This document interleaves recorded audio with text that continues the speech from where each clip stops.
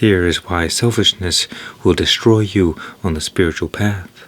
You see, within you is the absolute, the totality of everything, the source of creation beyond space and time, a source of infinite energy known as consciousness.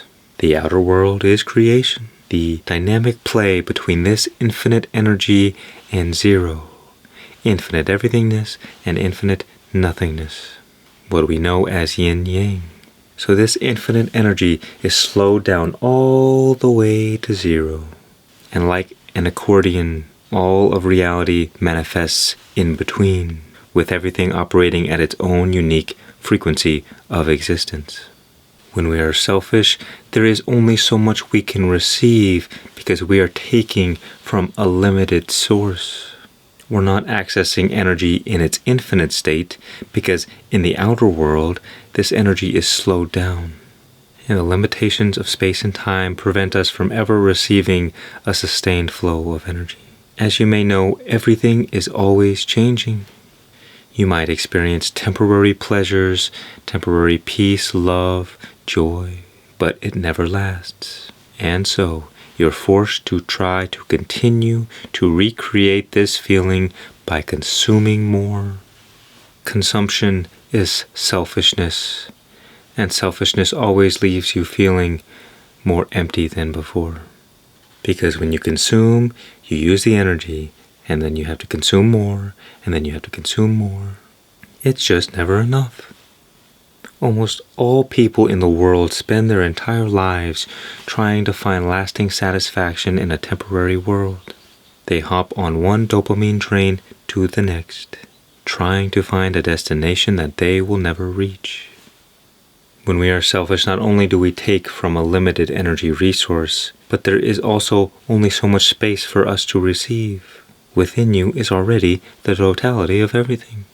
The only reason that we look out to the world for anything is because we are not aware that what we already want is already within us. We get cut off from this source of inner life, and we try to fill this void with temporary things. But this void is a black hole. It is infinite. In fact, black holes are selfish if you think about it. They are designed to consume. They only take, they only receive, and they only destroy. So the path of self-destruction is through selfishness. All selfish action arises from a state of lack, because we have been cut off from the source within ourselves. However, there is a misconception about selfishness. It is not selfishness that is bad and selflessness that is good, but it is finding the proper balance of both. Life is a process of breaking down and building up. When this process becomes imbalanced, that is when the process of death takes over. If one breaks down too much, they are destroyed. Like if somebody continually overtrains in the gym, they don't rest long enough to allow their body to recover. And so they sabotage their progress. If one builds up too much without also breaking down, they are also destroyed. Think of a cancer cell that continues to spread. The body doesn't destroy the cells, and therefore it is allowed to continue to proliferate.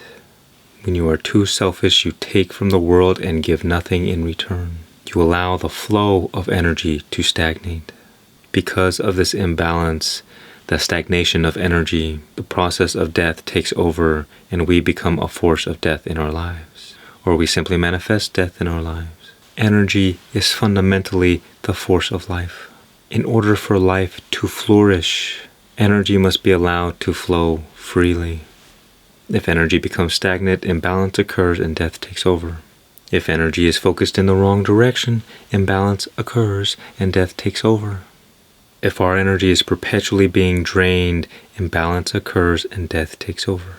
What I described so far is the source of all illness and disease. It's the source of all evil in the world, and is the core essence of many, if not most, of all the problems that we experience. Because this energy is the force of harmony, the force of creation, the force of life. It is light. It is the essence of God, the divine intelligence of the universe. And when we are cut off from this, the opposite takes its place. Like when a light in a room is turned off, darkness is what remains. And so where life is not, death is. When we get cut off from the source of life within, our whole world gets surrounded by darkness. We experience more pain, more suffering, as we continue to get closer to death. Problems seem to never stop arising. Conflict, trouble, until eventually we find ourselves in hell. And that is where the path of selfishness eventually leads to. Many people ask why bad things happen to good people. And I say, well, perhaps you have not yet understood the game of life. You see, the innocent are the wager in this game. They are the price that we pay for our selfish deeds. There is a difference between the force of life and life with a capital L. The force of life is energy, and the force of death is entropy, order and chaos, light and dark. But the big life is a balance between energy and entropy, while the big D is the imbalance between these two forces. When we are too selfish, energy stagnates because energy is only flowing in and not outward. When you are too selfless, energy stagnates because it is flowing outward but not in. The key then to allowing the greatest flow of energy is to balance these two forces, selfishness and selflessness. Anything that ultimately serves you is also in service to the world. And anything that you do to serve the world is ultimately serving you. This is because the law of one. I hinted at the law of one in the very beginning, but essentially what it means is that we are all one consciousness experiencing itself through an infinite array of different forms. When you hurt others, you hurt yourself. It is only because we are under the illusion of separation that we do not immediately experience this as fact. To create the highest level of balance, we may have two fundamental intentions. One, that everything that we do in life is ultimately in service to the highest good and to further the collective consciousness. And second, we must have the wisdom to understand that to take care of and heal ourselves is of the greatest importance. As a great mentor of mine always says, we create the greatest version of ourselves and give that person away as an offering to the world. Until we heal ourselves, there's really no ability to heal others to any great degree. We don't want to spend all of our time trying to heal others when we haven't healed ourselves, because then we get drained of all of our energy. We must create a powerful vessel that is capable of serving others and not accidentally hurting them.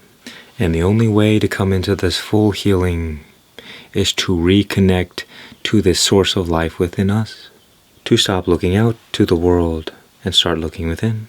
We may call this inner source our God essence. The more deeply we connect to this source within, the more we become healed.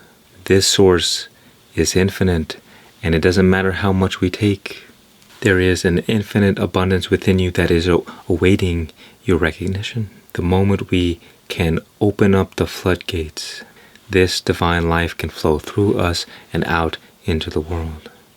You see, we do not actually need to help or heal anything. Rather, we allow the force of healing to flow more freely. Then the process becomes automatic. When your cup is overflowing, you can fill the cups of others with no effort. If you only take from the cups of others, then you will find your cup always empty. And if you are constantly giving from your cup that is not full, then you will always be left with little or nothing. Our connection to Source can only be experienced in the present moment. This is where the idea of flow state originates. When you are in the present moment, you are in direct flow with the Source. All of your best work will be done here. All your confidence is here. All your healing will be done here. All of your dreams are made here. In this flow state, in the present moment, we exist in a state of no mind.